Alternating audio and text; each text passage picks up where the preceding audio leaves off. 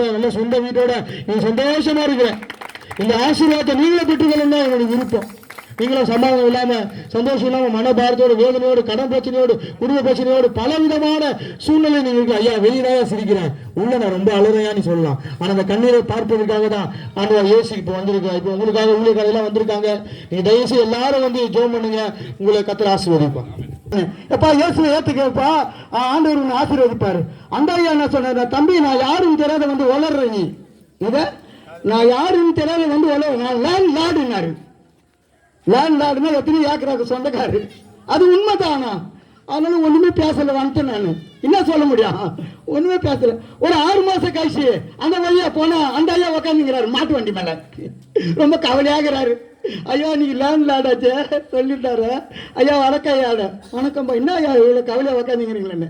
தம்பி ஏன்பா சொல்ற, கவர்மெண்ட்டுக்கார இந்த பஸ் இது நிறுத்தணுன்றதுக்காக 20 ஏக்கராவை அடிமாட்டு வேலைக்கு வாங்கிட்டு 4 பசங்களுக்கு பங்கிட்டு கொடுத்துட்டேன். இந்த மாட்டு வண்டி கூட எனக்கு சொந்தம் இல்லைன்றாரு. 6 மாசத்துக்கு முன்னால என்ன சொன்னாரு, நான் பெரிய லேண்ட் லார்டியா உன் ஏசுநாதர் தான்.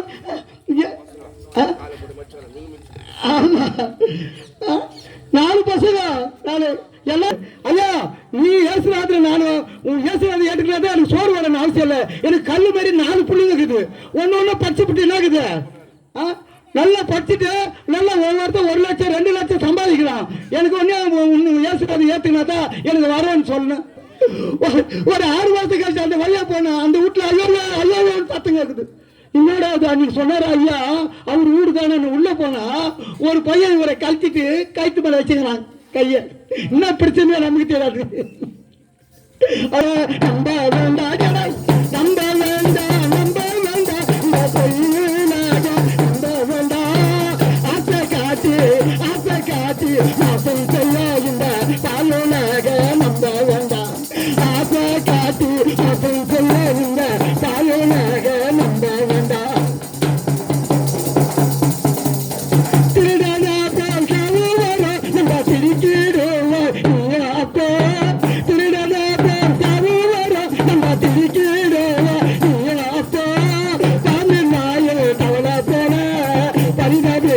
Bye.